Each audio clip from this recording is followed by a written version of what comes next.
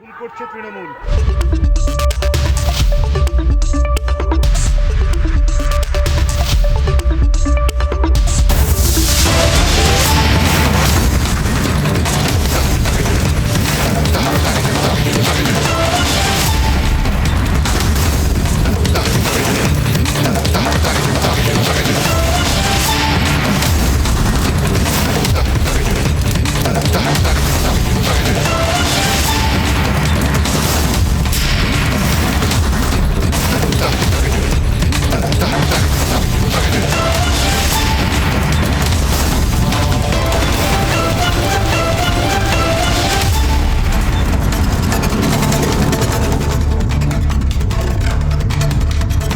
একটা কুড়ি বারুদ গন্ধ ফুটবে, একটা কুড়ি বারুদ গন্ধে ফুটবে কবে সারা শহর উথাল পাথাল, ভীষণ রাগে যুদ্ধ হবে।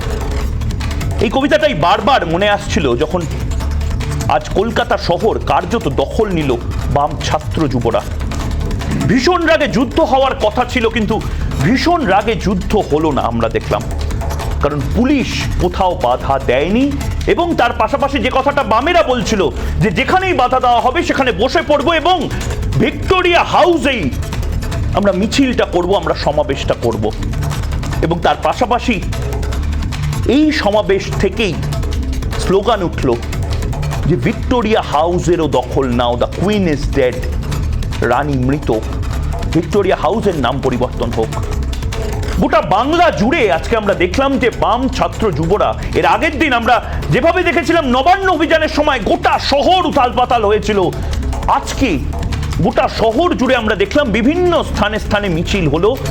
হাওড়া থেকে আমি নিজে মিছিলে ছিলাম, হাওড়া মিউজিয়াম, যে রেলের মিউজিয়াম, সেখান থেকে দীর্ঘ মিছিল হয় এবং সেই মিছিল ধর্মতলায় পৌঁছায়। মীনাক্ষী ধর্মতলায় ছিল, মীনাক্ষীও প্রত্যক্ষ করেছে এই বিশাল জমায়েতের। সব ঠিক আছে, রাস্তায় যখন বামেরা, রাস্তায় যখন বিরোধীরা, অন্যদিকে আমরা দেখতে পাচ্ছি এজেন্সি অর্থাৎ সিবিআই এবং ইডি। সিবিআই এবং ইডি একদিকে আরো চাপ বাড়াচ্ছে, পুজোর আগে দুদিক থেকে যেন চাপ আসছে শাসকের। একদিক থেকে আমরা দেখতে পাচ্ছি বিরোধীরা, পুজোর বাজার হচ্ছে, পুজোর শপিং হচ্ছে, পুজোর উৎসব মেতে উঠছে যখন কলকাতা শহর, তখন প্রাণকেন্দ্রে চাপ বাড়াচ্ছে এবং উথাল পাথাল করার চেষ্টা হচ্ছে। এবং অন্যদিকে আমরা দেখতে পাচ্ছি একের পর এক দুজন আইপিএস অফিসারকে এবার তলব করা হলো। পার্থ এবং অর্পিতার চার্জশিট, ভুরি ভুরি টাকা, এবং সেই টাকায় মানিক ভট্টাচার্যেরও নাম রয়েছে। মানিক ভট্টাচার্যকে ফোনে কি করে কথা বলা হতো, কিভাবে ঘুষ নেওয়া হতো, কল্যাণময় গাঙ্গুলি কিভাবে ঘুষ নিতেন, সমস্ত বিবরণ একের পর এক চার্জশিটে সুন্দর করে সাজিয়ে রাখা হয়েছে। অন্যদিকে এখনো হানা চলছে, পুজোর আর কয়েকটা দিন বাকি, মহালয়া আসছে আর এক সপ্তাহের মধ্যে, এবং এখনো চলছে একদিকে তল্লাশি অভিযান, একদিকে হানা, এবং তার পাশাপাশি পার্থ এবং অর্পিতার যে চার্জশিট তাতে বিস্ফোরক তথ্য। এবং অন্যদিকে আমরা দেখতে পাচ্ছি গোটা বাংলা জুড়ে চাপ বৃদ্ধি করছে, রাস্তায় নামছে বিরোধীরা। কিছুদিন আগে আমরা দেখলাম বিজেপির নবান্ন অভিযান নিয়ে বলা হলো যে সেখানে কোনো ভিড়ই হয়নি, এবং তারপর স্বরাষ্ট্র সচিব তিনি হাইকোর্টে লিখিত আকারে দিলেন যে সেখানে বিপুল জনসমাগম হয়েছিল। এবং আজ আমরা দেখলাম বামেদের যে র্যালি, বামেদের যে মিছিল, বামেদের যে সমাবেশ, তাই নিয়ে এর আগে খুব বেশি কেউ কথা না বললেও, ইনসাফের কথা না বললেও, পরবর্তীকালে আমরা দেখলাম কুণাল ঘোষ মুখপাত্র, তিনি বললেন যে সত্যিই তো মিটিং মিছিল হয়েছে, বিজেপির মতন গুন্ডাগিরি হয়নি। অর্থাৎ আজকের জন্য আপাতত বামেরা ভালো, কিন্তু বামেরা যে প্রশ্নগুলো করছে তার উত্তরটা কে দেবে? চোর ধরো জেল ভরো বামেরা বলছে যে ইনসাফ চাই, বামেরা বলছে একের পর এক ছাত্র তারা মারা গেল, নিখোঁজ হলো, তাদের কিছু ইনসাফ হয়নি, তাদের কিছু ক্ষমা ভিক্ষা তো ছেড়েই দিন, বিচার পর্যন্ত হয়নি। এই সমস্ত কিছু নিয়ে শাসক কি করবে? পুজোর আগে আরো কি চাপ বৃদ্ধি করবে এজেন্সি?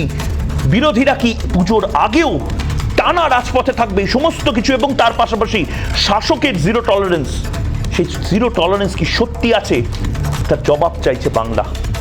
রাখি 2019 লোকসভা হোক বা 21 বিধানসভা ভোট, বাংলায় আসন সংখ্যায় বামেদের ভাড়ার শূন্য, কিন্তু শূন্য মানে তো শেষ নয়, এমনটাই বলছেন তারা। শূন্য দিয়ে শুরুও হয়, আর ক্ষমতাচ্যুত হওয়ার 10 বছর পর সেটাই কি প্রমাণ করতে মরিয়া বামেরা? এখন সুযোগ রয়েছে একের পর এক দুর্নীতির অভিযোগে কার্যত কোণঠাসা রাজ্য সরকার। নেই বড় শিল্প, যোগ্য প্রার্থীদের চাকরিও চুরি করে টাকার পাহাড় করেছে শাসক দলের নেতারা বলে অভিযোগ। পুজোয় চাকরি না দিয়ে ঘুগনি ঝালমুড়ি বিক্রির পরামর্শ। বিজেপিও দুর্নীতির প্রতিবাদে আন্দোলনের ধার বাড়াচ্ছে। অপরদিকে দুর্নীতির তদন্তে সিবিআই ইডির চাপ ও ক্রমশই চেপে বসছে। এটাই তো মোক্ষম সময় শাসক দলকে প্যাচে ফেলার। অতীতে বহু সুযোগে হাতছাড়া করেছে বামেরা, আন্দোলনও সেভাবে দানা বাঁধতে দেখা যায়নি। কিন্তু এবার পরিস্থিতি অন্যরকম। কথায় বলে ক্ষমতায় থাকাকালীন একটা সময় নাকি সাধারণ মানুষের রান্নাঘরেও ঢুকে পড়েছিল সিপিএম। বর্তমানে অবশ্য সেই জোর নেই তাদের, কিন্তু মানুষের হয়ে কথা বলে একটা দাগ তো কাটা যেতেই পারে। সেই চেষ্টাই হয়তো করছেন মীনাক্ষী মুখার্জিরা, যে ছবি আজকে ধরা পড়লো এবং ধর্মতলা থেকে, ময়ূখ হাওড়া থেকে, অনির্বাণ শিয়ালদা স্টেশন চত্বর থেকে যে ছবিটা তুলে ধরলো। আজকের জ্বলন্ত সমস্যাগুলি নিয়ে তরুণ ব্রিগেডকে সামনে রেখে কাজ হাসিল করতে পারবেন তো তারা? ভিড় মানে কি তার প্রতিফলন ভোট বাক্সে হবে? দুর্নীতির প্রতিবাদে ধারালো আন্দোলন দিয়ে শাসক দলকে কোণঠাসা করতে পারবে তো বামেরা? গেরুয়া শিবিরের হাতেও গরমাগরম দুর্নীতি ইস্যু রয়েছে। কে কাকে টেক্কা দিতে পারবে? একদিকে পথে বিরোধীরা, অন্যদিকে তদন্তে শান দিচ্ছে সিবিআই ইডি। পুজোর আগে কি অস্বস্তিতে শাসক দল? জবাব চাইছে বাংলা। শুরুতেই নজর রাখবো আজকের বিশেষ প্রতিবেদনে, তারপর আসছি ডিবেটে।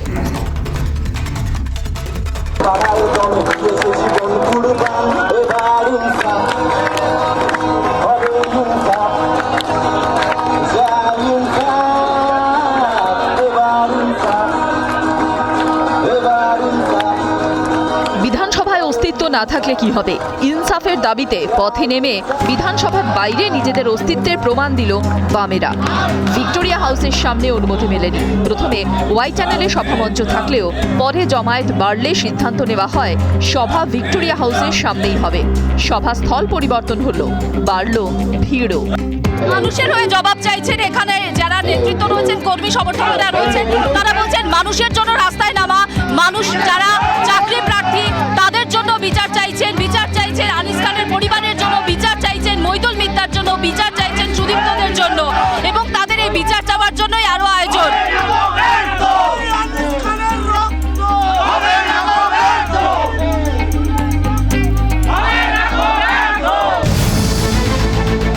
শুধুই কি আনিস খান, সুদীপ্ত গুপ্তদের মৃত্যুর ইনসাফ?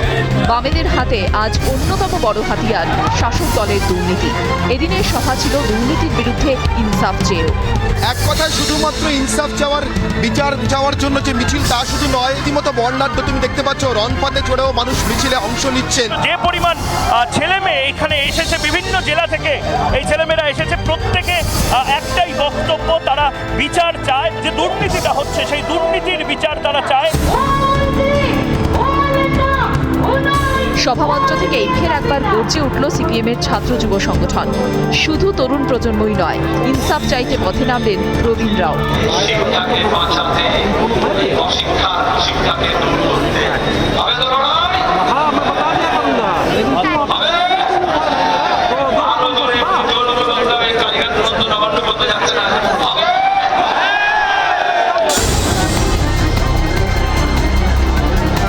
গত সপ্তাহে বিজেপির নবান্ন অভিযানে উত্তাল হয়েছিল কলকাতা শহর।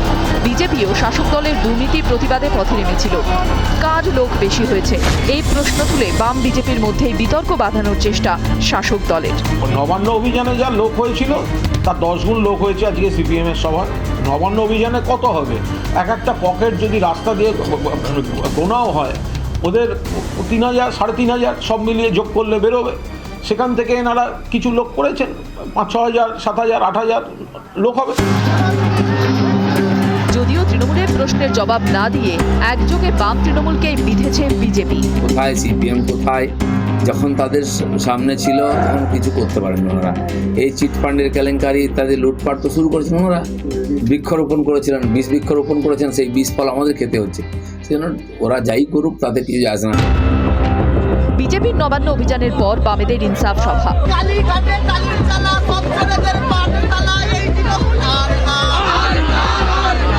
শাসক দলের দুর্নীতির প্রতিবাদে কোমর বেঁধেছে বিরোধীরা।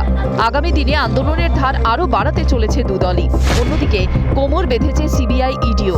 গরু কয়লা চাকরি চুরির মামলায় জাল গোটাচ্ছে এজেন্সিও। ধরা পড়ছে একের পর এক রাঘব বোয়াল। একদিকে রাজনৈতিক, অন্যদিকে এজেন্সির চাপ। মুখে আত্মবিশ্বাসী হলেও সাঁড়াশি চাপে এক প্রকার জেরবার তৃণমূল। বিজেপি ও বামেদের শক্তি প্রদর্শন কি কিছুটা হলেও ভাবিয়ে তোলেনি শাসক দলকে? রিপাবলিক বাংলা। যে কথাটা বলছিলাম, একটা কুড়ি বারুদ গন্ধ মাতাল করে ফুটবে কবে, সারা শহর উথাল পাথাল, ভীষণ রাগে যুদ্ধ হবে। আজকে যুদ্ধ হয়নি বটে, কিন্তু যুদ্ধের একটা দামামা বাজিয়ে যেন বামফ্রন্ট চলে গেল। এবং তার পাশাপাশি শাসকও অদ্ভুতভাবে সার্টিফিকেট দিয়ে দিল বামেদের।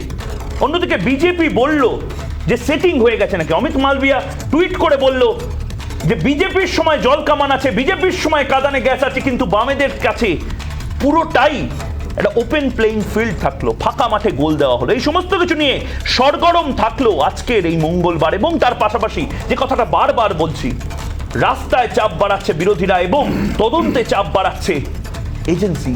শাসকের কি হবে পরবর্তী চাল, এই সমস্ত কিছু নিয়ে আজকে বিতর্ক করবার জন্য জোর বিতর্কে যারা রয়েছেন তাদের সাথে আলাপ করিয়ে দিয়ে রয়েছেন আজকে সৃজন ভট্টাচার্য, এসএফআই এর রাজ্য সম্পাদক, রয়েছেন সপ্তর্ষি দেব, সিপিআইএম নেতা, রয়েছেন ডক্টর শান্তনু সেন, তৃণমূল কংগ্রেস মুখপাত্র, অপর তৃণমূল কংগ্রেস মুখপাত্র কৃষাণু মিত্র রয়েছেন আমাদের সঙ্গে গেস্ট রুম থেকে, এবং রাজশ্রী লাহিড়ী আজকে রয়েছেন বিজেপির মুখপাত্র হিসেবে। আমি সৃজনের কাছে প্রথমে যাই। সৃজন, তোমরা একটা সার্টিফিকেট পেলে, কুণাল ঘোষের থেকে আজকে সার্টিফিকেট পেলে, এবং তার পাশাপাশি এটা স্বীকার করে নেওয়া হলো শাসক দলের তরফ থেকে।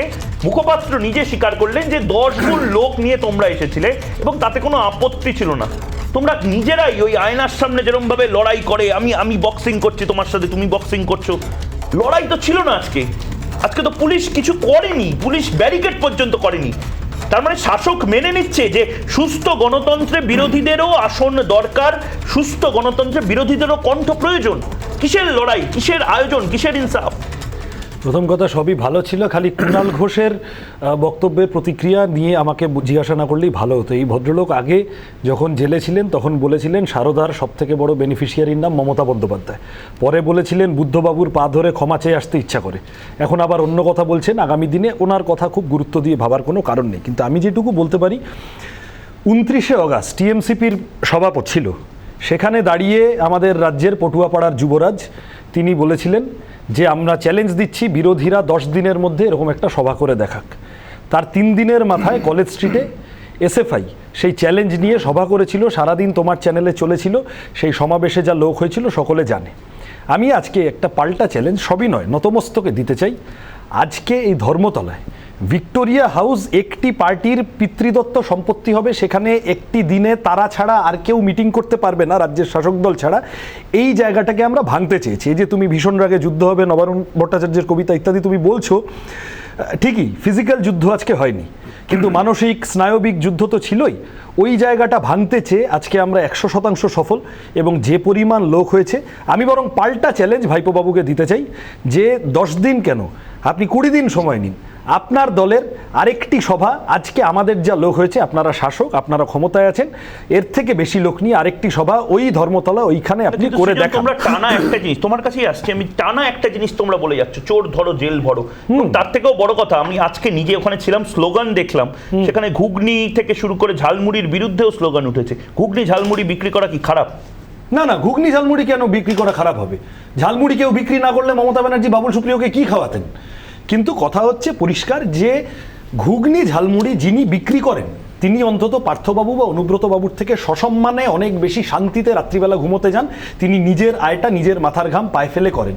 রাজ্যের মুখ্যমন্ত্রী তিনি সকলকে বলছেন ঘুগনি ঝালমুড়ি কচুরিপানার পাতা ইত্যাদি ইত্যাদি করো, আসলে নিজের চাকরি দেওয়ার ক্ষেত্রে শিল্পায়নের ক্ষেত্রে ব্যর্থতা কভার আপ করতে রাজ্যের মুখ্যমন্ত্রী তিনি মানুষকে এপ্রিল ফুল করছেন, চাকরি প্রার্থীদের সরকারি সভা থেকে নেতাজি ইন্ডোরে ভুয়ো নিয়োগপত্র বিলি করছেন। আমরা সেপ্টেম্বর মাসে আজকে একটু মমতা ব্যানার্জির পুলিশকে এপ্রিল ফুল করে দিয়েছি, কোথায় মিটিং করব বলে, তারপরে জমায়েত যা হয়েছে অন্য জায়গায় মিটিং করে দিয়েছি।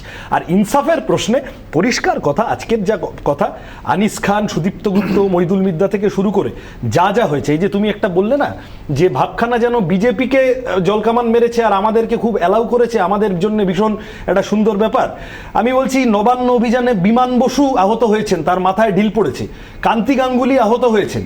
আমরা প্রত্যেকে এই যা ছাত্র যুব আন্দোলনের কর্মীদের তুমি দেখছো, আমাদের একটা লোক নেই যারা কোনো না কোনো দিন মাথা ফাটায়নি, কোনো না কোনো দিন জেলে যায়নি গত 5-6 বছরে তৃণমূলের আমলে। ফলত আমরা এইসব আক্রমণ সমস্ত কিছু পেরিয়ে এসেছি। এখন শুভেন্দু অধিকারীকে ফুলিয়ে ফাঁপিয়ে আবার টাইটানিক ডুবে গেছে, তাকে তুলে ধরার চেষ্টা হচ্ছে। উনিও দিব্যি ডোন্ট টাচ মাই বডি বলে পুলিশের সাথে একটা স্বাভাবিক আলাপচারিতা করে গটগট করে প্রিজন ভ্যানে উঠে যাচ্ছেন। তারপর লালবাজারের ভিতরে বিজেপির নেতাকর্মীরা সবাই হাসি মুখে ছবি তুলছেন আর সাধারণ কর্মীদের জলকামানের মুখে ফেলে দিচ্ছেন। আমরা এরকম না, আমরা লড়াই, আমরা আন্দোলনের পথে যেমন আছি, লড়াইয়ের বিভিন্ন ফর্ম হয়, সেই ফর্মে কোনোদিন ব্যারিকেড ভাঙে, কোনোদিন বিশ্ব বাংলার ব ভাঙে, আবার কোনোদিন বড় সভা করব, বার্তা দেব, সেই এই ধরনের লক্ষ্যই থাকে। সরকারি সম্পত্তিও তো ভাঙা অপরাধ। আরে কিসের সরকারি সম্পত্তি? সরকারি সম্পত্তির ডেফিনিশন কি? সরকারি চাকরি, সরকারের টাকা, সরকারের সম্পত্তি, সমস্ত কিছু ঘটিবাটি চাটি হয়ে যাচ্ছে অনুব্রত মণ্ডল আর পার্থ চ্যাটার্জি, আর এরা তো সব হিমশৈলের চূড়া মাত্র। আমি কি বলবো, কিন্তু আসল কথা হলো ওই যে স্লোগান হয়ে গেছে না, অনুব্রত পার্থ চুনোপুটি সব খেয়েছে হাওয়াই চটি। কালকে একজন আছে, কালকে আমি শেষ করবো কেবল এইটুকু বলে, কালকে একজন ডিসি তিনি জেলে গেছেন। আজকে ছাত্র যুবরা ওখানে দাঁড়িয়ে বলেছে গতকাল ভিসি জেলে গেছে, আগামী দিনে পিসি জেলে যাবে, সরকারি সম্পত্তি নিয়েই নয় ছয় করার জন্য যাবে।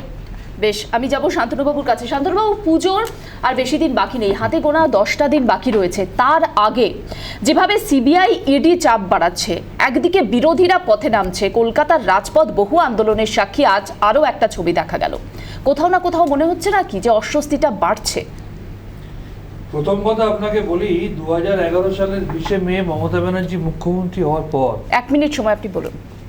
বিগত 10-11 বছরে প্রত্যেক দিন সূর্য ওঠার সাথে সাথে তৃণমূল কংগ্রেসের জনপ্রিয়তা লাফিয়ে লাফিয়ে বেড়েছে। তাই অ্যান্টি ইনকামবেন্সি কোনো ফ্যাক্টরকে আমরা ভোটে দেখতে পাইনি, এবং প্রত্যেকবার বিধানসভা নির্বাচনে আগের বারের থেকে বেশি ভোটে তৃণমূল কংগ্রেস জিতেছে। আজকের যে সভা নিয়ে আপনারা কথা বলছেন, প্রথমেই বলি যে কেন জলকামান এখানে ছোড়া হয়নি। তার কারণ হচ্ছে এখানে বামপন্থীরা গণতান্ত্রিক পদ্ধতিতে সভা করেছেন। প্রমাণ হয়ে গেল যে মমতা বন্দ্যোপাধ্যায় শাসনকালে গণতান্ত্রিক পদ্ধতিতে যে কোনো রাজনৈতিক দল তার কর্মসূচি করতে পারে।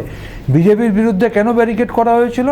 তারা তাদের নবান্ন অভিযানের আগে 1 মাস ধরে সারা রাজ্য জুড়ে প্রচার করেছে, বাঁশ নিয়ে যাব, বোম নিয়ে যাব, লাঠি নিয়ে যাব, শাবল নিয়ে যাব, গাইতে নিয়ে যাব, বোম মারবো, মমতা বন্দ্যোপাধ্যায়কে 14 তলা থেকে ছুঁড়ে ফেলবো। ন্যাচারালি ল অ্যান্ড অর্ডারকে পুলিশকে আটকাতে হবে, সেই জন্য পুলিশ সেদিনকে সেই পদক্ষেপ নিয়েছে।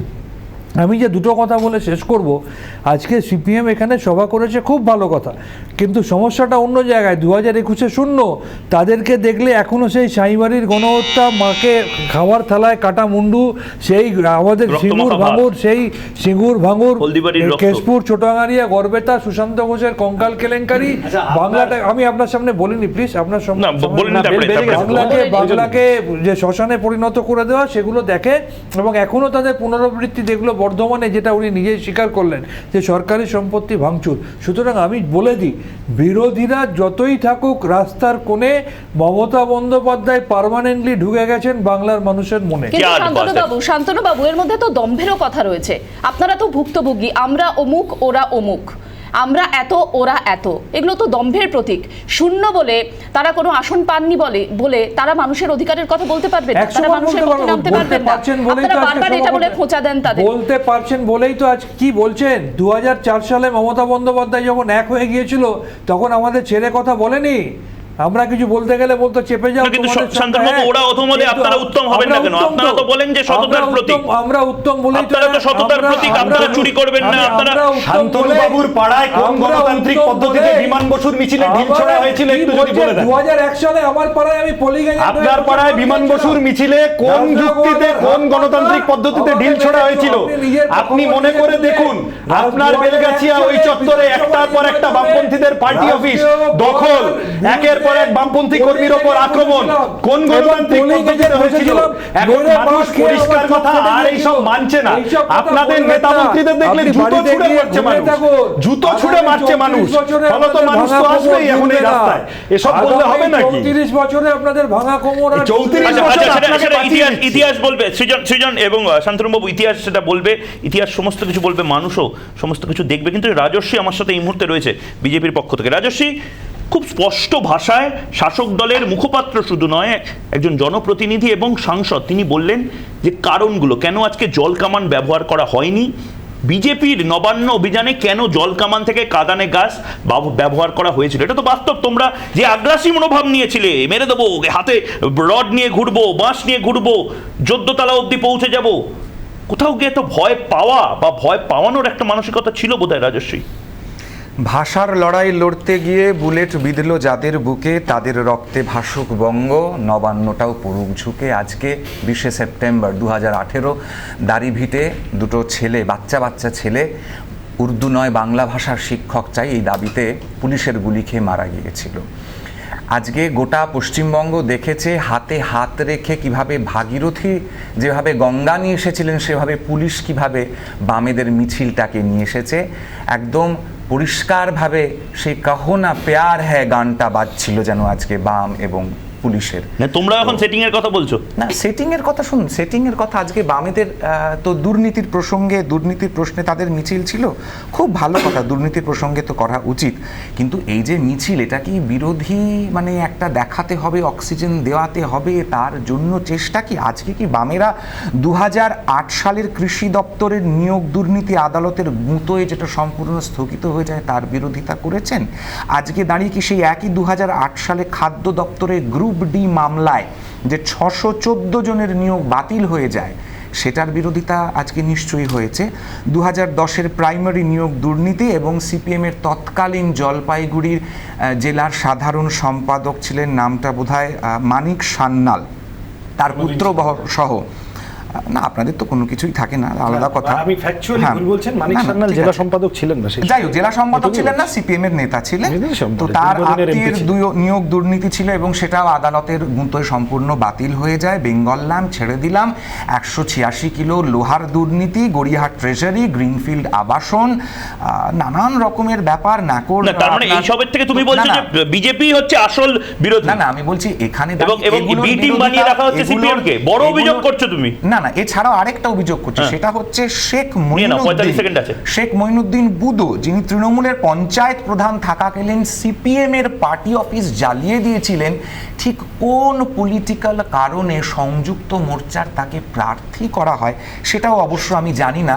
যেখানে ঝালমুড়ির প্রসঙ্গ উঠলো, গরিব মানুষ ঝালমুড়ি খায়, কিন্তু ফিশ ফ্রাইটা ঠিক কোন মাছ দিয়ে তৈরি, বাসা না ভেটকি, সেটা কিন্তু আমরা এখনো জানি না, যেটা নবান্নে কফি এবং ফিশ ফ্রাই সহযোগে খাওয়া হয়েছিল। এবং এবার আসছি 2014 সালের প্রাইমারি টেট দুর্নীতি, যার মধ্যে অন্যতম চাকরি গেছে বৈশাখী বসু মল্লিক এবং স্বপন ঘোষ। বৈশাখী বসু মল্লিক হচ্ছেন ধীরেন্দ্রনাথ বসু মল্লিক, সিপিএম এর নেতা, কালনার নেতা, তার মেয়ে, এবং স্বপন বাবু হচ্ছেন তার শালা। এবং এন্টায়ার দুর্নীতি যদি একটা পিরামিড করা হয় তাহলে মিড লেভেল টায়ারটা কিন্তু পরেশ রঞ্জন অধিকারী, রাজু সাহানি, প্রত্যেকে প্রাক্তন বাম। তারা কি লেগেসিটা ক্যারি ফরওয়ার্ড করছেন? না, সপ্তর্ষি আসুন ডিবেটে আপনারা দুর্নীতির কথা বলে, দুর্নীতির জন্য ইনসাফ চেয়ে, দুর্নীতির প্রতিবাদে ইনসাফ চেয়ে যখন পথে নামছেন, তখন আপনাদের সময় দুর্নীতির একদম তালিকা ধরে দিলেন রাজস্বী, বলছেন যে প্রকৃত বিরোধী তারাই। আপনারা যেভাবে পথে নেমেছেন, যে দুর্নীতির ইস্যুকে আপনারা সামনে আনার চেষ্টা করছেন, সেই দুর্নীতিতে বিদ্ধ আপনারাও? না, আমি বলতে চাইছি রাজস্বী ইতিহাসের বই পড়ে এসছে, কিন্তু ও যে ইতিহাস পড়ে তাতে অনেক কিছু জল মেশানো আছে, সেটা সবটা ঠিক বলছে না। আমি একটা অন্য প্রসঙ্গ তুলতে চাই।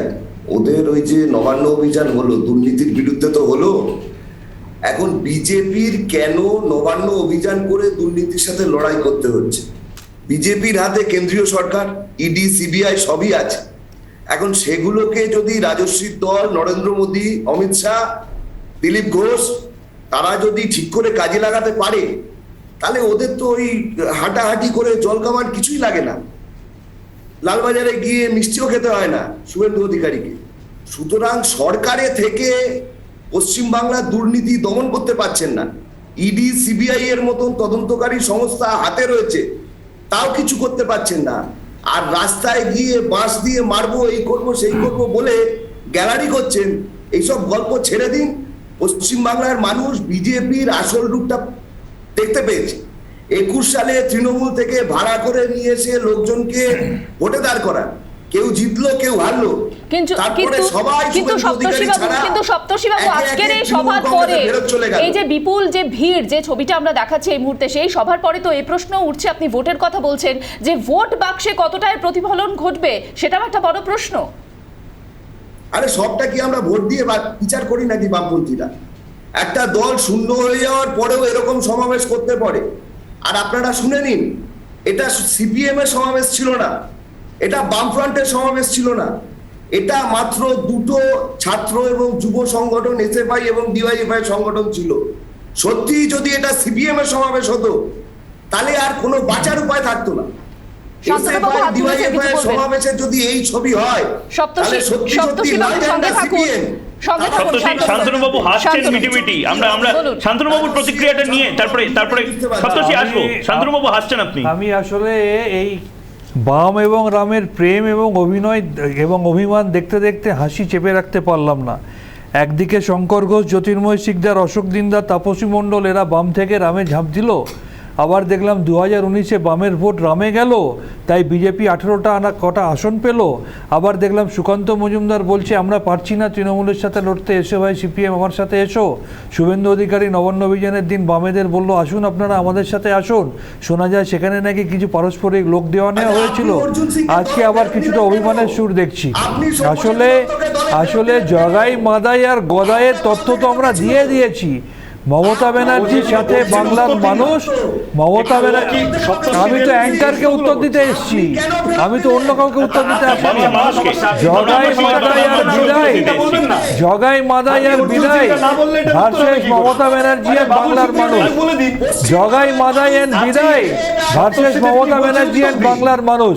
এই মেরুকরণ তো তৈরি হয়ে আছে। আচ্ছা, এখনো 34 কৃষাণু মিত্রর কাছে যদি উত্তর থাকে, সপ্তর্ষি দেব আসছি আপনার কাছে। আমি বাকিদের কাছে, হ্যাঁ 30 সেকেন্ড রাজস্বী, 30 সেকেন্ড।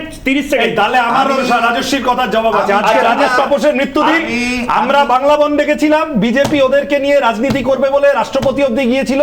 আজকে এখন যখন তোমার সাথে কথা বলছি, রাজেশ সরকার, তাপস বর্মনের পরিবার কোনো বিচার পায়নি।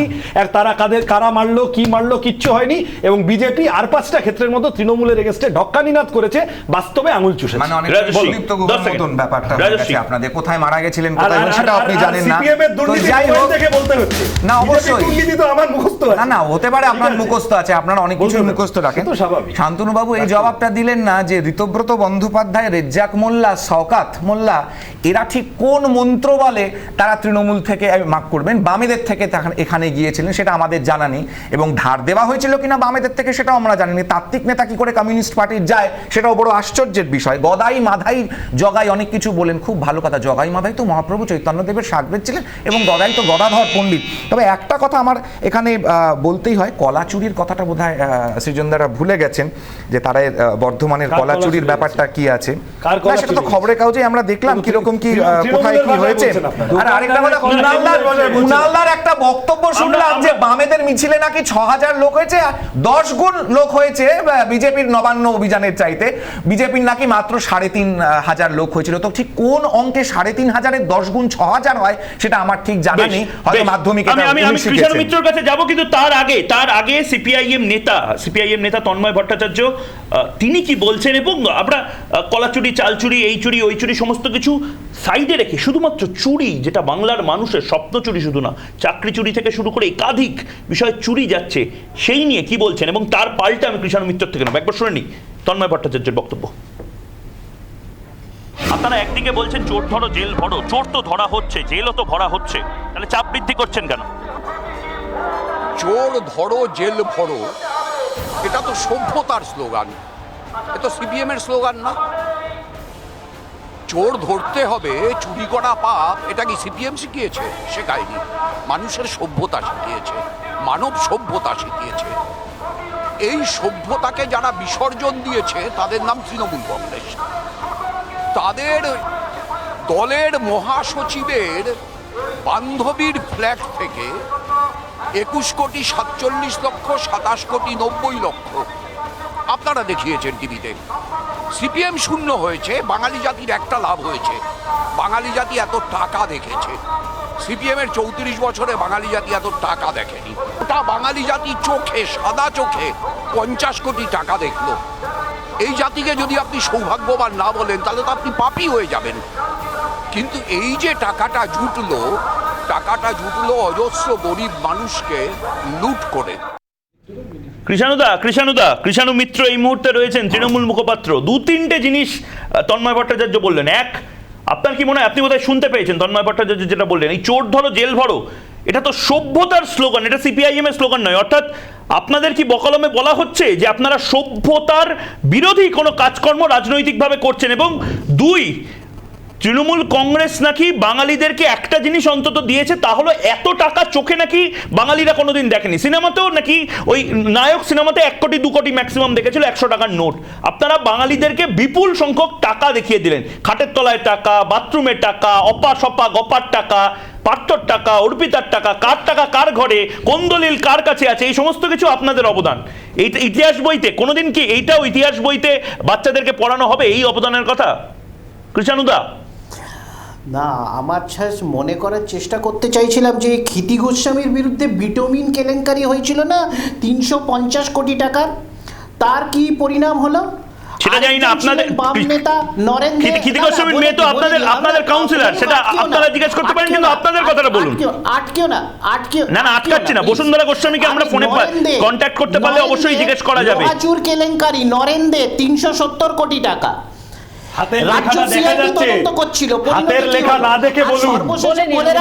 বলে রাখি যে আমার যে এলাকা, যেখানকার নেতা শান্তনুদা, আমাদের এখানে একটা জোড়া খুন হয়েছিল। সেই জোড়া খুনে বাধ্য হয়েছিল পুলিশ ধরতে দুলাল ব্যানার্জির নামে একজন বাম নেতাকে। তার পক্ষে রাজদেব গোয়ালা তৎকালীন এমএলএ কে আমরা দমদম রোড জুড়ে মিছিল করতে দেখেছিলাম। শান্তনুদা জানে যে কি পরিবেশ তারা সিধি অঞ্চলে সৃষ্টি করেছিলেন। আমি তো একটা অঞ্চলের নাম বললাম। আজকে যারা এসছেন, যারা এখানে আজকে এসএফআই করেছেন, ঠিক আছে, আমি তরুণদের যুবদের আবেগকে সম্মান জানিয়ে বলছি। আজকে যে এসএফআই ভাই বলল পটুয়া পাড়ার যুবরাজ, তাহলে পটুয়াদের উপর এত বিদ্বেষ কেন? আর কারুর বাড়ি পটুয়া পটুয়ার উপর বিদ্বেষ হবে কেন? এত তাচ্ছিল্য কেন? আরে তৃণমূলের তো পার্থবাবু জেলে যাওয়ার পরে তো পুরো শিক্ষা দীক্ষার পুরো গন্ডগোল হয়ে গেছে দেখি, শিক্ষামন্ত্রী জেলে যাওয়ার পরে। পটুয়াদের উপর বিদ্বেষ না, পটুয়া পাড়ার যুবরাজ। শোনেন, তাহলে ইতিহাস বোঝেন। এক সাংবাদিক, এই অগ্নিকন্যা নামটা এক সাংবাদিক লিখেছিলেন, তারপরে তিনি পরবর্তীকালে একটুখানি রিভাইজ করে লেখেন পটুয়া পাড়ার অগ্নিকন্যা, কারণ Mamata Banerjee was a manufactured brand by a section of the media. Mamata Banerjee was a manufactured brand by a section of the media. আমি সেটাকেই কোট করে আজকে বলেছি পটুয়া পাড়ার যুবরাজ, অর্থাৎ বানানো যুবরাজ। পটুয়াদের উপর রাগ হতে যাবে কেন? ছি ছি ছি, উল্টাপাল্টা বুঝবেন না এবং বলবেনও না। তুমি বলেছো, মানুষ শুনেছে, বিচার করবে বাংলার মানুষ। তোমাদের এই জাতিভিত্তিক এই যে বিদ্বেষ, এটা বাংলার মানুষের কাছে কিসের জাতি, কোন জাতি? আমাদের চোরেদের প্রতি বিদ্বেষ আছে। বেশ, বাংলার মানুষ বিচার করবে। কৃষাণুবাবু, বাংলার মানুষ বিচার করবেন, কিন্তু মানুষ কি বলছেন, সারা জীবন কি বলছেন কৃষাণুবাবু আজকের দিনে দাঁড়িয়ে? কতটা বিদ্বেষ আমরা দেখে। বেশ, কৃষাণুবাবু, আজকের দিনে দাঁড়িয়ে যেখানে একের পর এক নেতারা আপনাদের দুর্নীতিগ্রস্ত হিসেবে অভিযোগ উঠছে এবং তারা জেলে যাচ্ছেন, সেই জায়গায় দাঁড়িয়ে মানুষ কি মনে করছে? মানুষ কি মনে করছে একটু শুনে নি, তারপরে আসছি ডিবেটে। আসছি আপনার কাছেই আসবো 30 সেকেন্ড সময় দেবো, শুনে নিন মানুষ কি বলছেন। বক্তব্যটা কি? চোর কি ধরা হচ্ছে না রাজ্যে? চোর তো যে পরিমাণে ধরার দরকার ছিল সেই পরিমাণে তো চোর ধরা পড়ছে না। পঞ্চায়েত স্তর থেকে শুরু করে এমএলএ এমপি অব্দি স্তর অব্দি চোর রয়েছে, আর যে চোররা ধরা পড়ছে তারা ভাল তবিয়তে থাকে। কাদের জন্য ইনসাফ চাওয়া? যারা অত্যাচারিত হয়েছিল তাদের বিচার চাই, এটাই হচ্ছে। যারা চাকরি থেকে বঞ্চিত হচ্ছে, যাদের টাকা আছে তাদের চাকরি হচ্ছে, যাদের টাকা নেই তাদের চাকরি হচ্ছে না, তাদের দাবি নিয়ে, দুর্নীতির বিরুদ্ধে, শিক্ষার দাবিতে, কাজের দাবিতে এবং আনিস খানের খুনিদের গ্রেপ্তারের দাবিতে আজকে আমাদের মিছিলে এসেছে। আমাদের দেশে মানুষের জন্য, নবযৌবনের জন্য বিচার চাই। আমরা চাই আনিসের বিচার চাই, সুদীপ্তর বিচার চাই, মইদুলের বিচার চাই। তার জন্য এসেছি এই বৃদ্ধ বয়সে এই যৌবনে উত্থাপ নেবার জন্য। কৃষাণবাবু, বিচার চাইছেন মানুষ, এবং এই বিচার চাইতে যখন বিভিন্ন ঘটনাগুলোতে থানায় অভিযোগ দায়ের হচ্ছে তখন ব্যবস্থা নেওয়া হচ্ছে না, আদালতের দ্বারস্থ হচ্ছেন যখন তখন গিয়ে ব্যবস্থা নেওয়া হচ্ছে, আদালতের পর্যবেক্ষণে তদন্ত চলছে, নিয়োগ দুর্নীতির তদন্ত চলছে আদালতের পর্যবেক্ষণে, তাহলে সত্যিই তো মানুষ তো বিচার চাইতে পথেই নামতে হবে, তাছাড়া তো কোনো উপায় নেই, কারণ প্রশাসন তো কিছু করছে না। তো অনিশ খানের তদন্তটা কে করছে? সেটা কি আদালতের কাছে যায়নি? অনিশ খানের ব্যাপারটা কি হয়েছিল? তাহলে আপনারা আদালতে আস্থা রাখছেন না। আর এই নামটাও তো তৃণমূল থেকে আমাদের নেতৃত্ব থেকে চুরি করা। এই ইনসাফ চাই, এই কথাটা তো আমাদের নেত্রী প্রথমে বলেছিলেন। আরে বাদুর তাহলে থেকে মানুষ নিজেরা হতে একটা পারতো না, আপনাদের নামকরণ নেত্রী করতে না পারলেন থাকলে। না। আপনাদের নেত্রী না থাকলে নিজেরা একটা বাদুর থেকে নামকরণ মানুষে করতে বিবর্তন পারলেন হতে না। পারতো না। ইনসাফ আপনি শব্দটাও এখন পটুয়াপাড়া আপনার দেখাচ্ছেন।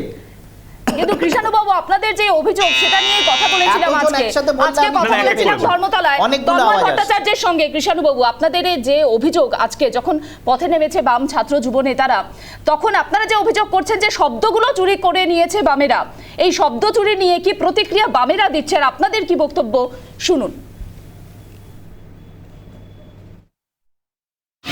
প্রথম হচ্ছে স্লোগানটা তৃণমূলের কাছ থেকে তো ধার করেছে, কারণ রিজিওনারের সেই মৃত্যুর পরে মমতা বন্দ্যোপাধ্যায় যে ডাক দিয়েছিলেন ইনসাফ চাইয়ে, আজকে সুজনবাবুরা সেইটার পদানুসরণ করছে। ইনসাফ শব্দটা তৃণমূলের আবিষ্কার না। ইনসাফ শব্দটা সভ্যতা যখন শুরু হয়, আরবি শব্দ তখন থেকে আছে শব্দ ভাণ্ডারে, যার অর্থ হচ্ছে ন্যায় বিচার। এ মূর্খদের কি বোঝাবেন আমি জানি না। 10 সেকেন্ড সময় নিন কৃষ্ণবাবু, তারপরে সৃজনের কাছে যাব। দেখুন, এখন সভ্যতার ব্যাখ্যা করতে গেলে তাহলে তো আমাকে ডিক্টেটরশিপ অফ দ্য প্রলেটারিয়েট এই শব্দ মানেটা থেকে শুরু করতে হবে। তাহলে আমাকে জানতে হবে কোন ডিক্টেটরশিপকে এত মহিমান্বিত করা হচ্ছে। তো এইটা তো আমাদেরকে জানতে হবে। তো সভ্যতার ব্যাখ্যা আমি যত কম শুনি ওনাদের মুখে তত মঙ্গল। আমি আবার বলছি যে সভ্যতার পাঠ আপনাদের কাছ থেকে নেবেন না বলছেন, সভ্যতার পাঠ নেবেন না, কোনো আপত্তি নেই, কিন্তু অন্য দলের নেতা কর্মীদের প্রতি মিনিমাম সম্মানটুকু দেখান। আচ্ছা বেশ, কৃষ্ণবাবু ডিক্টেটরশিপ অব দি প্রলেতারিয়েট অব্দি জানেন, কিন্তু পার্থ চট্টোপাধ্যায়, অনুব্রত মণ্ডল বা আরো যাদের যাদের নাম আসছে তাদের খাটের তলায় কত টাকা আছে সেটা এখনো অব্দি জানেন না। এখন কথাটা হচ্ছে পরিষ্কার পরিষ্কার শোনেন একটু, প্লিজ প্লিজ শুনে নিন। ঠিক আছে, আমি বলছি না না, আজকে ডিক্টেটরশিপ অফ প্রলেতারিয়েট নিয়ে কথা বলতে আসিনি তো। যেদিন আসবো অবশ্যই ময়ূকদাকে বলে দিচ্ছি, এটা নিয়ে যদি আলোচনা হয় আপনি আসবেন, আপনাকে বুঝিয়ে দেবো। বাংলার মানুষ বেশি ইন্টারেস্টেড। আমাদের খাটের তলায় টাকা পাওয়া যায় না, নেতাদের খাটের তলায় টাকা পাওয়া যায় তাই নিয়ে। গতকাল একজন ভিসি জেলে গেছে, আগামী দিনে একজন পিসি জেলে যাবে। কোন পিসি জেলে যাবে, কেন জেলে যাবে, তাদেরকে কারা বাঁচাতে চাইছে, এই সমস্তটার বিরুদ্ধে ইনসাফ চাইতে আজকে সভা হয়েছে। ঐতিহাসিক সভা হয়েছে। যেভাবে ভিক্টোরিয়া হাউসের সামনেটা আপনারা এতদিন বেদখল করে রেখেছিলেন, পুলিশ প্রশাসন এই যে বলছেন না গণতান্ত্রিক ভাবে বিরোধীদের জন্য জায়গা টায়গা ছেড়েছেন, গত 10 বছর 11 বছরে একটা কোথাও ওই ভিক্টোরিয়া হাউসের সামনে একটি ক্ষেত্রেও কোনো বিরোধী দলকে সভা করতে দেওয়া হয়নি। এই ছিল গণতন্ত্রের চেহারা। আজকের এই জমায়েত যে জায়গায় নিয়ে গেছে আপনারা বাধ্য হয়েছেন, এবং এটাই জয়, এই নৈতিক জয়ের অক্সিজেন। আমি রাজস্বী আর শান্তনুবাবুর কাছে যাব। রাজস্বী ইনসাফ শব্দ নিয়েও টানাটানি, খেলা হবে শব্দ নিয়ে টানাটানি, ইনসাফ নিয়ে টানাটানি, কি বলবে? দেখুন, শব্দ নিয়ে তো এর অতীতেও টানাটানি হয়েছে, ইনসাফ এর ইনসাফ ওই, কিন্তু খুবই আশ্চর্য লাগে। মানুষ ইনসাফ পাবে না না, ইনসাফ ব্যবহার করা হতেই পারে, ইনসাফ একটা শব্দ আছে, তাতে কারো কোনো আপত্তি থাকা উচিত না। কিন্তু আমি বুঝতে পারি না বিজেপি কার্যকর্তা শব্দটা ব্যবহার করলে পরে, সংস্কৃত শব্দ ব্যবহার করলে পরে কেন এত আপত্তি হয় যে কার্যকর্তা কেন ব্যবহার করে বিজেপি কর্মী। বহুবার এই কথাটা প্রসঙ্গটা আমাকে এই স্টুডিওতেই শুনতে হয়েছে। তো যাই হোক, ডিক্টেটরশিপ প্রলেটারিয়েট নিয়ে হতেই পারে অনেক আলোচনা। 26-এ আজকের দিনে দাঁড়িয়ে ভিক্টোরিয়া হাউসের সামনে কত সুন্দরভাবে একটা মিটিং মিছিল করে ফেললো, কিন্তু এই ভিক্টোরিয়া হাউসের সামনে মিটিং মিছিল করতে গেলে পরে আমাদেরকে কিন্তু হাইকোর্টের পারমিশন নিয়ে করতে হয়েছিল 30শে নভেম্বর 2014, এবং তার পরবর্তীকালেও যতগুলো পারমিশন আমরা চেয়েছি সেগুলো কোনোটাই প্রশাসন কিন্তু দেয়নি। কিন্তু আজকে আমরা দেখলাম কত সুন্দরভাবে প্রশাসন একটা কাহনা প্যার হ্যার মতো। তার পাশাপাশি সার্টিফিকেট, শান্তনুবাবু কোথাও গিয়ে কি আপনারা বুঝতে পারছেন যে বাম যদি সত্যি, আপনারা মুখে বলেন হয়তো 0-0-0-0, কিন্তু বাম যদি সত্যি শূন্য হয়ে যায়, রেগে মেগে তেরে মেরে যদি রাম যদি চলে যায়, বামরা যদি রামে চলে যায়, তবে সমস্যা আপনাদেরই। আপনারা দেখতে পেয়েছেন 18টা সিট নিয়ে বেরিয়ে গেছে বিজেপি। আর এই বিজেপির যে ভোটগুলো এসছে, এগুলো মঙ্গল গ্রহ থেকে আসেনি, সিন্ধু কটক এসে ভোট দিয়ে যায়নি, সাধারণ মানুষ দিয়েছে। যারা হয়তো বাম ছিল তারাই হয়তো রামে গেছে, ভোট শিফট না হওয়ার জন্য। বলছি, রাজীব ব্যানার্জি বিজেপিকে ভোট দিয়েছেন, ওটাও একটু জিজ্ঞাসা করে নেব ওনাকে। অর্জুন সিং বিজেপিকে ভোট দিয়েছেন, বাবুল সুপ্রিয় এবার শান্তনুদা বলুন। বেশ, শান্তনুদা বলুন। আচ্ছা, তারারাম্বাম আমরা করবো না আপাতত 30 সেকেন্ড। শান্তনুবাবু আনইন্টারাপ্টেড। না, আমি প্রথমেই বলবো, আমি কারোর সামনে ইন্টারফেয়ার করিনি, আমার করবো না। কথা যেন কেউ ইন্টারফেয়ার না করে। আমি প্রথমে আমার বামপন্থী বন্ধুকে বলবো যে বামফ্রন্টের রাজনৈতিক দেউলিয়াপনাটা, দৈন্যতাটা কোন জায়গায় গেছে যে 70 বছরের বৃদ্ধকে তারা এসএফআই এবং ডিওএফআই এর সদস্য পদ দিচ্ছে। একজন মানুষ বললেন যে আমি 70 বছরের বৃদ্ধ, আমি আজকে এই সভায় এসেছি, আর আমার বামপন্থী বন্ধু এসএফআইয়ের পদাধিকারী তিনি বলেছিলেন যে এটা শুধুমাত্র এসএফআই এবং ডিওএফআইয়ের নাকি সভা, সুতরাং 70 বছরেও তাদের সদস্যপদ পাওয়া যায়। বুদ্ধবাবুর আমি চোরেদের মন্ত্রিসভায় থাকবো না, এই কথাটা এখনো কানে বাজছে। আর সব থেকে বড় কথা হচ্ছে আপনার টাইমে আপনি বলবেন, আপনার টাইমে আপনি বলবেন, আপনার টাইমে আপনি বলবেন। আমি ফ্যাকচুয়ালি জানি আমার বাবার কথাটা যদি আমি বলি সেটা আমার বাবার কথাই মনে হবে। আর সেকেন্ড হচ্ছে আজকে আপনি বড় বড় কথা বলছেন, সারদার সুদীপ্ত সেন নিজে জেলে বসে লিখে দিয়েছে যে আমি কাদের কাদের টাকা দিয়েছি, তার মধ্যে অন্যতম বেনিফিশিয়ারির নাম হচ্ছে সুজন চক্রবর্তী। আর আবার বলছি আমার বিজেপি বন্ধুকে যে এখানে গণতান্ত্রিক পদ্ধতিতে নরেন্দ্র মোদী, অমিত শাহ এসেও সভা করার সুযোগ পায়, কিন্তু আপনারা যদি ডান্ডা নিয়ে, গুলি নিয়ে, বোম নিয়ে নবান্ন অভিযান করবেন বলেন, সেই 144 এরিয়াকে সুরক্ষিত রাখার দায়িত্ব, ল অ্যান্ড অর্ডারের মেনটেন করার দায়িত্ব পুলিশের কাজ করেছে। কিন্তু শান্তনুবাবু 144 যেখানে, সেটা গোটা কলকাতা শহরে, গোটা হাওড়া শহরে তো 144 ছিল না রাজস্বী, আমরা নিজেরা দেখেছি। হাউসে কিন্তু এর আগেও বহুবার সভা করার অনুমতি দেয়নি, প্রথম কথা। দ্বিতীয় কথা হচ্ছে যে আজকে দাঁড়িয়ে বামফ্রন্ট তাহলে আজকে স্টুডিওতে যে কথা বলছেন বিমানবাবু, তাহলে পরে কি করে বলছেন যে তৃণমূলের সবাই চোর নয়, তৃণমূলকে সার্টিফিকেট দিচ্ছেন কেন বিমান বোস? সীতারাম ইয়েচুরি তারপরে ইডির পাওয়ার খারাপ করার জন্য কেন? 30 সেকেন্ডের একটা টক্কর রাজস্বী সৃজনের, তার মানে এখানে পরিষ্কার আন্ডারস্ট্যান্ডিং আছে। সেই একই সূত্রে কথা বলছেন যে রাজস্বী বুঝেছি। এবার সৃজন উত্তর দিক, কোনো ফিশ ফ্রাই আন্ডারস্ট্যান্ডিং আছে কিনা? তৃণমূলের সাথে থাকা অসংখ্য গরিব মানুষ, তারা চোর নন, তাদেরকে আমরা অনুরোধ করছি চোর ডাকাত চিটিংবাজদের হাত থেকে বেরিয়ে আসুন, আমাদের সাথে আসুন। এটার মধ্যে অ্যাজ সিম্পল অ্যাজ দ্যাট, এটার মধ্যে অন্য কিছু না বলেননি কোথাও। আমি ওই মিটিংটা ছিলাম, আমি পাশে দাঁড়িয়েছিলাম। তুমি ডিস্টর্ট করো না। উনি বলেছেন তৃণমূলের সবাই চোর নয়, কিন্তু নেতারা চোর। 1 নম্বর কথা। আরে অবশ্যই ইডিকে তো বিভিন্ন জায়গায় আমি বলছি ইডিসিবিআই কে দিল্লির সরকার বিভিন্ন রাজ্যে বিভিন্ন কাজে লাগাচ্ছে। পশ্চিমবঙ্গে প্রবলেম প্রথম থেকে যখন ইডি ফর্ম হয়েছে তখন। আচ্ছা তুমি বলে নাও, তারপর আমি বেশ আমি দুজনকেই সময় দেবো এবং বাকিদেরও দেবো 30 সেকেন্ড করে। কিন্তু এই মুহূর্তে যেটা গোটা বাংলার মানুষ দেখছে, 0-0-0-0 বলে বারবার খোঁচা মারা হয়। এই সিপিএমটা তো শূন্য, এই তুই সিপিআই শূন্য দলের লোক, এই শূন্য। এই মমতা বন্দ্যোপাধ্যায় হোক বা বিজেপি, আমাদের মনে আছে যারা রাজনীতি দেখি, চর্চা করি, বিজেপিও কিন্তু একসময় 1 এবং 2 সংখ্যায় ছিল। সিপিএম এবং তৃণমূল এরা প্রত্যেকে কিন্তু এই শূন্যের কাছাকাছি সংখ্যাগুলো দেখেছে। আজকে যাদেরকে নিয়ে আজকের মিছিল, এবং যারা আজকে ক্যাপ্টেন বলে সম্বোধন করছে একজন তরুণ নেত্রীকে, সেই ক্যাপ্টেনের কথায় সে কি বলেছে একবার শুনে নি, তারপর আবার বিতর্কে আসছি। বারবার আপনি পুলিশ আধিকারিকদের সঙ্গে বৈঠক করেছেন, লড়াই করতে হচ্ছে আপনাদের এই সভার জন্য। কতটা লড়াই করতে হলো আজকে আপনাদের এই মেগা ইভেন্ট? গণতান্ত্রিক পদ্ধতিতে কাজ করতে চেয়েছি, ওনাদেরকে বলেছি আপনারা আইন মোতাবেক কাজ করুন। কি উদ্দেশ্য? ইনসাফ চাই, ইনসাফ সভা হচ্ছে, কাজ শিক্ষার দাবি, আনিসকে খুন করেছে তার খুনিদের শাস্তির দাবি, কোটি কোটি টাকা দুর্নীতি করেছে একদম তৃণমূলের পঞ্চায়েত থেকে শুরু করে নবান্ন পর্যন্ত, এগুলোর ইনসাফ, এগুলোর বিচার হবে না? এগুলোর বিচার তো করতে হবে। তাই তো গোটা রাজ্যের মানুষ একসাথে সংগঠিত হচ্ছে। বামেদের কথা যখনই বলা হয় শাসক দলকে, তারা বলে যে বাম তো শূন্য, তাদের কথা কেন শুনবে লোকে? আমিও এখন তাদের কথা শুনতে পাচ্ছি না। কি ইস্যু সামনে আছেন আপনারা? দুর্নীতির বিরুদ্ধে আপনাদের লড়াই, ইনসাফের, খুনিদের শাস্তি আর কাজ ও শিক্ষা, তার দাবি। শান্তনুবাবু, শুধুমাত্র মীনাক্ষী মুখোপাধ্যায়ের বক্তব্য নয়, আজকে মোহাম্মদ সেলিমের বক্তব্যতেও আমরা শুনলাম, তিনি বলছেন যে পক্ষকেশ বলা হয়, শুধুমাত্র বলা হয় বৃদ্ধতন্ত্র রয়েছে বামেদের মধ্যে, কিন্তু আজকে জমায়েতের যে ছবি, সেখানে কালো চুলের অর্থাৎ যুব সমাজের প্রতিনিধিরা সেখানে উপস্থিত হয়েছেন, এবং যেটা কিনা আপনাদের জন্য একটা আশঙ্কার জায়গা হতে পারে বলে মোহাম্মদ সেলিমের দাবি।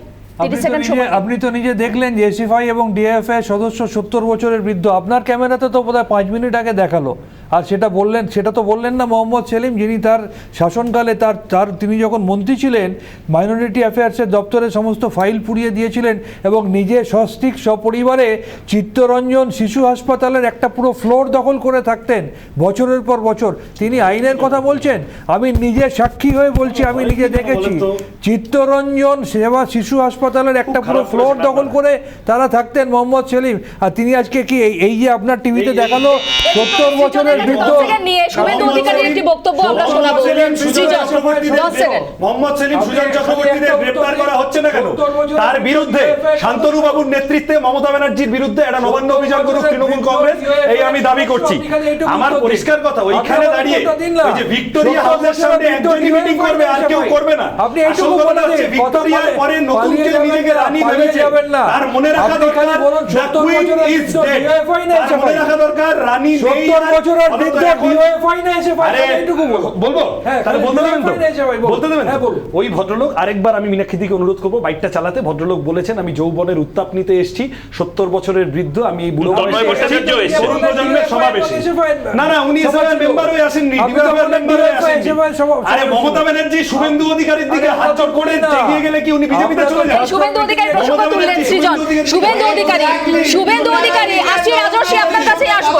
রাজস্বী আসছি, সপ্তর্ষি আসছি। রাজস্বী কবে আসছে আমাদের সময়? রাজস্বী আপনার কাছেই আসবো। তার আগে শুভেন্দু অধিকারী আজকে এই বামেদের জমায়েত নিয়ে কি বললেন শুনুন। বহুদলীয় গণতন্ত্রে, বহুদলীয় রাজনীতিতে সব রাজনৈতিক দলই তার কর্মসূচি করতে পারে, কিন্তু পশ্চিমবাংলার মানুষ ভোটের অঙ্কে বামফ্রন্টকে বিশ্বাস করে না। তার কারণ 34 বছরের স্মৃতিটা এখনও চলে যায়নি। কিন্তু আমি মনে করি যে গণতান্ত্রিক পরিবেশে সব দলই মিছিল মিটিং করার সুযোগ পাওয়া উচিত, সুযোগ দেওয়া উচিত প্রশাসনকে। কোর্টে কেন যেতে হয় পারমিশন নেওয়ার জন্য? এবং রাজস্বী খুব ইঙ্গিতপূর্ণ মন্তব্য। আমি অন্য একটা দিক এখান থেকে বার করছি, সেটা হচ্ছে শুভেন্দু অধিকারী বলছেন যে ভিড়ের প্রতিফলন ভোটে নয়। তার মানে যে ভিড় হয়েছে সেটা তিনি মানছেন, মানে আপনাদেরও আতঙ্কের জায়গা রয়েছে। এতদিন আপনারা প্রধান বিরোধী বলে যে বলছেন, এবার তো বামেরাও নেমে পড়েছে রাস্তায়, বামেরাও আন্দোলন করছে, বামেদের সভাতে এত ভিড়। বামেদের ভিড় হয়েছে বলে ভারতীয় জনতা পার্টি কোনো রকম এতটুকুও বিচলিত নয়। বামেরা এই মুহূর্তে পশ্চিমবঙ্গ তথা ভারতবর্ষের রাজনীতিতে সম্পূর্ণ অপ্রাসঙ্গিক, কোনো রকম তাদের এখানে স্থান নেই। দ্বিতীয় কথা, মীনাক্ষী দেবীর অনেক কথা বলা হলো। এই কিছুদিন আগেই টেলিভিশনের পর্দায় আমরা এই মীনাক্ষী দেবী আজ এই গণতন্ত্রের কথা বলছেন, তিনি বলেছিলেন যে হাতের জায়গায় থাকবে না, গলায় ঝুলবে। তো তিনি তার পূর্বসূরীদের ভাষাতেই কথা বলছেন, এটাও আমরা দেখছি। আর সাঁকড়াইলার আলিপুরদুয়ারে কিছু এই শুভেন্দু আজকে দাঁড়িয়ে কি দেখুন, আপনাদের ইতিহাস মিডিয়া, আরে আপনারা তো কাজে করে দেখিয়েছেন, আপনারা তো কাজে করে দেখিয়েছেন।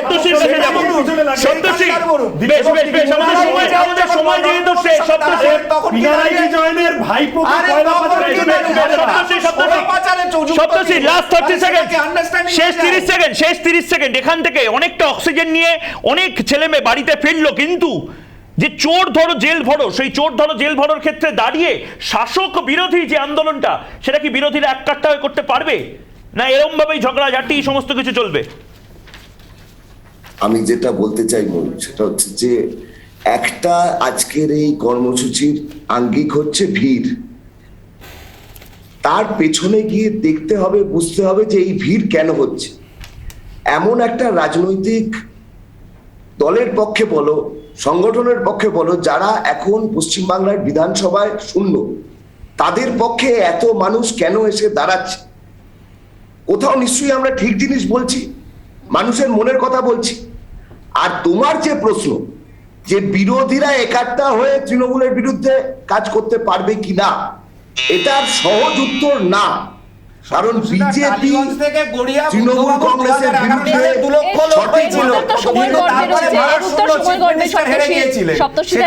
সময় দেবে, তবে এই জমায়েতের প্রতিফলনও ভোট বাক্সে কতটা পড়বে সেটার উত্তর সময় দেবে। এবং শাসক দলকে সত্যি অস্বস্তিতে, পুজো সামনে, এই মুহূর্তে দাঁড়িয়ে কেন্দ্রীয় এজেন্সিগুলি যেভাবে চাপ বাড়াচ্ছে, কতটা অস্বস্তিতে শাসক দল, এই প্রশ্ন তো বারবার উঠে আসবে। আপাতত অসংখ্য ধন্যবাদ সকলকে ডিবেটে যোগ দেওয়ার জন্য। একটা ছোট বিরতি নিচ্ছি, বিরতির পর ফিরছি আমি আর বলুক সঙ্গে।